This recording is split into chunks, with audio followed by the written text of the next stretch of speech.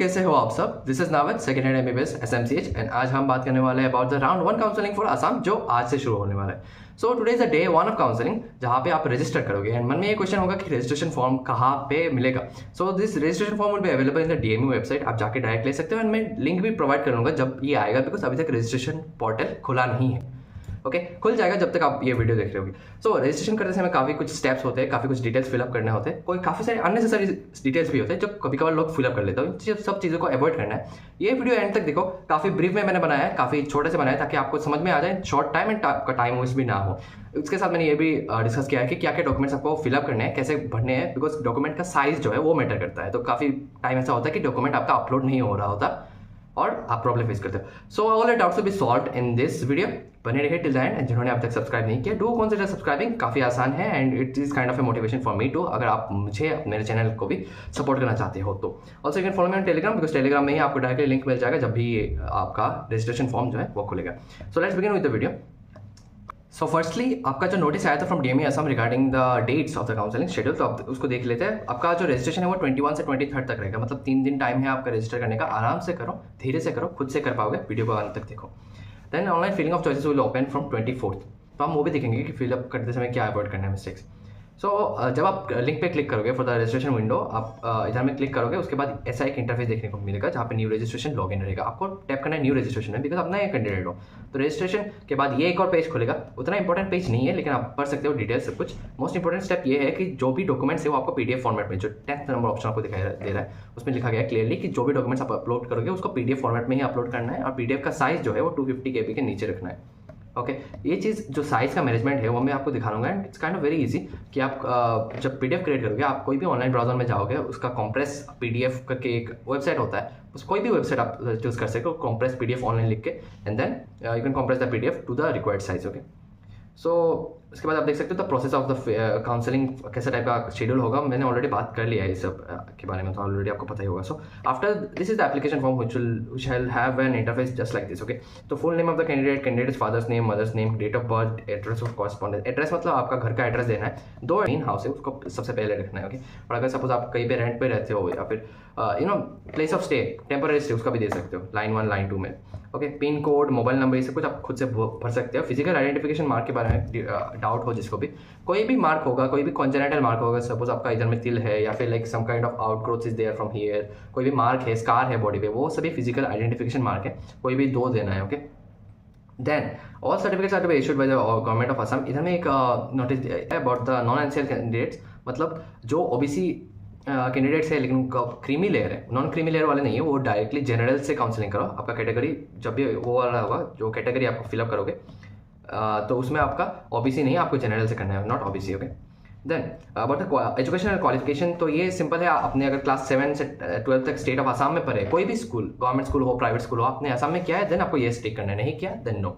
Okay इधर में लिखा गया है क्लास 11 टू क्लास 12। सो अगर सपोज 7 to 10 आपने इधर में किया, ओके सॉरी 7 to 12 ना, 7 to 10 असम से किया है, फिर 11 and 12 बाहर से किया है, देन यू कांट राइट की ऑल क्लासेस, इधर में 9 आपको देना है। Okay then whether pass the qualification equivalent from any institute in the state of Assam accordingly, अगर आपने असम से पास किया है अपने क्लास 12 एंड क्लास 10, देन आपको यस करना है, नहीं किया then no. Then whether study all the classes from this one, same चीज़ इधर में भी है, आप देख लो। इधर में क्लास 10 में एक ये वाला जो चीज़ें फिलअप करना बहुत ज़रूरी है। क्लास 10 आप कहाँ पे पढ़े हो, name of the institution, name of the state कहाँ से है, ईयर ऑफ पासिंग, डिवीजन क्या मिला and the percentage of marks. Okay ये परसेंटेज ऑफ मार्क्स जो आपको मार्कशीट में लिखा होगा वही देना है। Then again there is the thing कि about your university board council number, अगर सपोज आपने AHSC से किया है तो आपको उधर का काउंसिल नंबर, रजिस्ट्रेशन नंबर, सब कुछ आपके पास सर्टिफिकेट में होता है, तो उधर से आप लिख सकते हो। या फिर जिनको नहीं पता, you can just directly DM me and I will answer your doubts. तो must pass all the 4 subject, ये सब कुछ इतना इंपॉर्टेंट नहीं है। This is the important part कि आपका फिजिक्स में कितना परसेंटेज आया था, केमिस्ट्री में कितना आया था, बायोलॉजी में कितना आया था, इंग्लिश में कितना आया था, वो सब देखना है। एंड इधर में जो एग्रीगेटेड मार्क है PCB, इधर में इंग्लिश इंक्लूडेड नहीं है, उसका परसेंटेज देना है। कैसे देना है, सपोज डिवाइडेड बाय 300 करना है, जो भी मार्क मिला है in the physics, chemistry, biology, सबको ऐड करके डिवाइडेड बाय 300 into 100 करना है, तो उससे परसेंटेज निकल के आ जाएगा। I hope you already know. Then आपका नीट UG का डिटेल्स, जो रोल नंबर होता है, ये सब कुछ चीज़ें।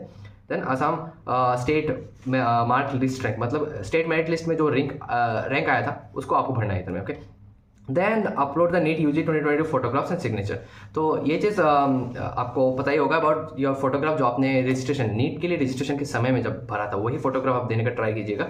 And there is this signature. तो सिग्नेचर आपको सिग्नेचर कैसे करना है, कोई भी लाइक एम्प्टी पेज लो, okay, and then you just have to, मैं आपको दिखा देता हूँ कि सिग्नेचर का मुद्दा क्या है। Like you write your full name. हमें सिग्नेचर दिया गया उसका मतलब ऐसा नहीं कि ये वाला सिग्नेचर बना दिया, नहीं, you write your full name. For example my name is this, write your full name, write your this one, and then इसी चीज़ का एक फोटो लेके आपको क्रॉप करके इधर डालना है। इधर में साइज़ का ऑप्शन दिया गया है, साइज़ आप अकॉर्डिंगली दे सकते हो, ओके।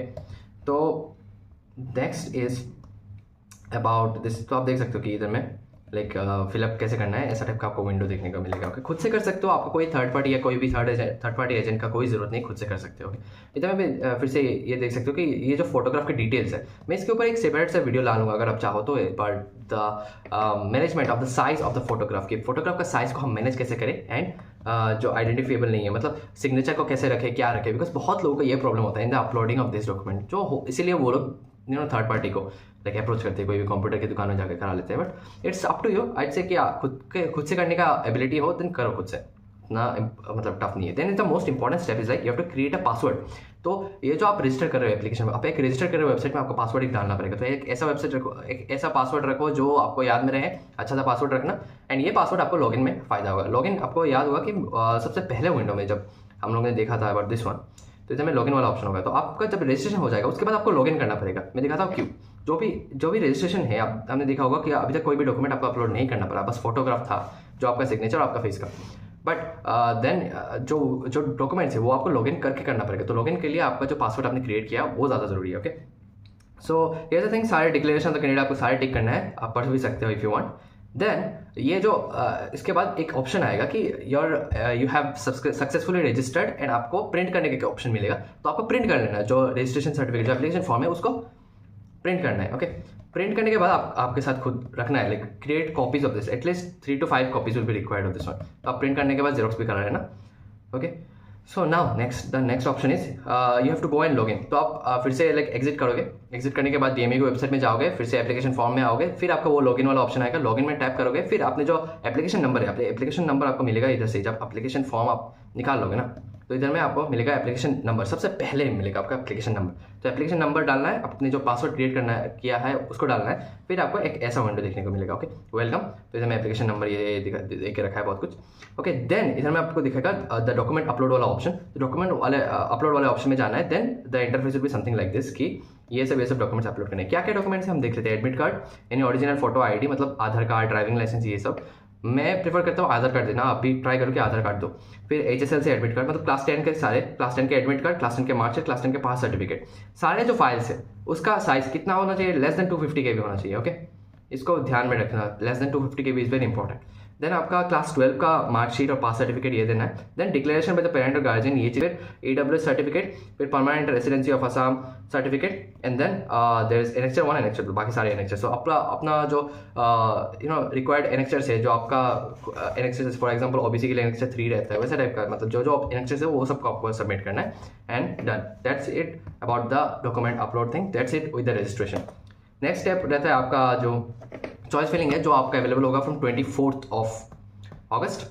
तो 24 अगस्त से आपका online filling of choice like unlock होगा, फिर आप ऑनलाइन फिल कर सकते हो। तो हम देखेंगे बाद में क्या करना है, ये वीडियो ज़्यादा लंबा हो जाएगा, इसीलिए मैं अंत कर रहा हूँ इस वीडियो को इधर ही।